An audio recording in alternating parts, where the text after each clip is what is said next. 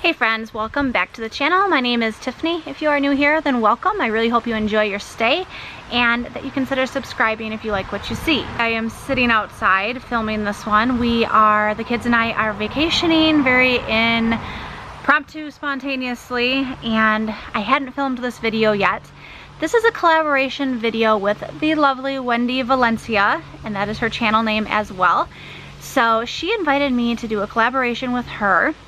We chose the topic between the two of us. We chose to do the 5 things we stopped spending money on in order to save money.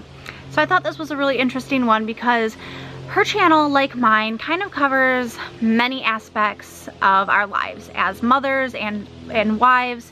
And she's a working mom, I'm a stay-at-home mom, but we both have a lot of similarities and we're both trying to get out of debt. So I thought this was a really good topic.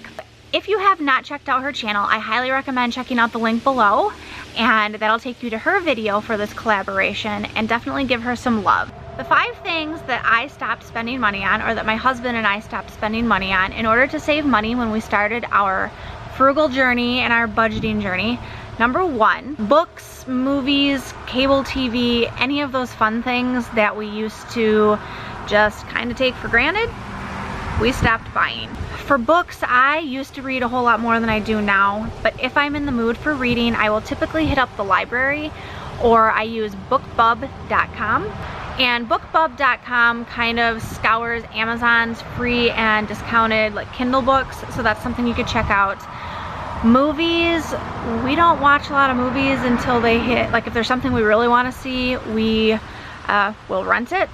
We used to buy movies as soon as they hit Blu-ray or whatever, DVD back in the day, and we had quite the movie collection. And then we realized that it was 1, taking up space, and 2, taking up parts of our budget that we didn't want it to. Cable TV we gave up over 2 years ago, and we don't miss it. We do still have Netflix and Hulu, so we do get to watch some of our shows. I just find that we might not be watching them exactly when everyone else does. The number 2 item that we gave up was pop or soda, depending on what part of the world or country you are watching from.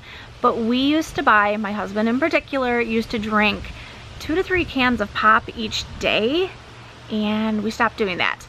He gave pop up quite a while ago now, and he drinks water, so I got him switched over to water.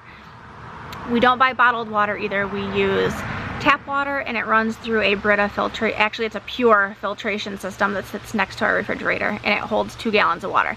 So we fill that up usually once or twice a day between the 2 of us, and then the kids getting their own water as well.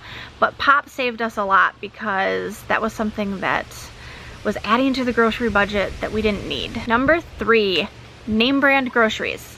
Now, I say that in the sense of we don't really shop anywhere now other than Aldi. Sometimes we'll hit up Costco. If you've watched the channel, you know that we do still shop at Costco for some things. Sometimes I'll hit up Walmart or Meijer or Target, but for the most part, we gave up shopping at name brand grocery stores. We shop at Aldi about 99% exclusively, and that has really cut down on our grocery budget so that we aren't spending money on things that we can get for way cheaper. If you've never shopped at an Aldi, I highly recommend giving it a try. I will link here to my top favorite Aldi items, and you'll see why I love Aldi so much.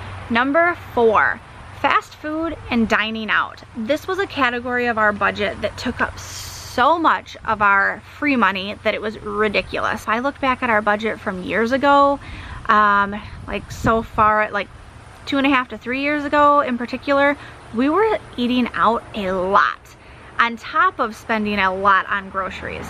And so when we cut out dining out and fast food from our budget, that saved us hundreds of dollars a month. Now, we even go so far as when we travel, we do a lot of road trips from where we live in central Kentucky to northern Michigan.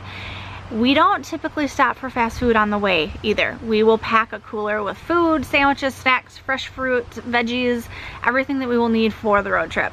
So we really try to eliminate dining out and fast food from our budget. Sometimes we do give in and we will treat ourselves, but it is not very often at all. Do I miss it? Sometimes. But we have a 4 and a 5-year-old, and let's be honest, dining out with children of that age makes it more of a stressful experience a lot of the time than an enjoyable one.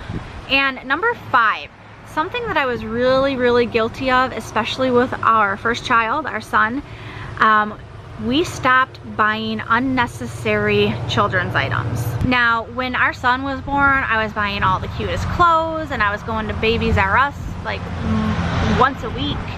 I didn't need to because their stuff's overpriced anyway.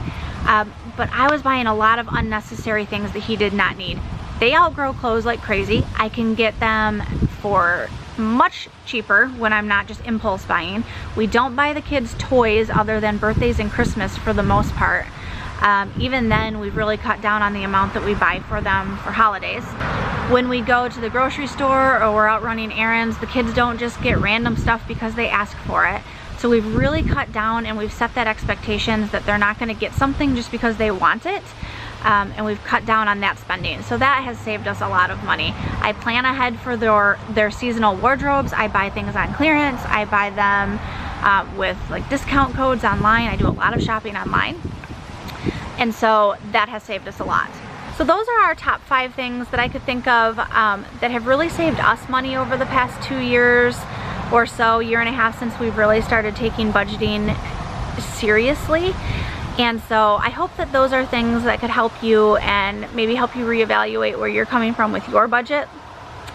I really hope you enjoyed this video. Thank you again to Wendy at Wendy Valencia for asking me to partake in this with you. This was a great topic. I think it's very helpful, and it's an interesting one to see how others have changed their spending habits.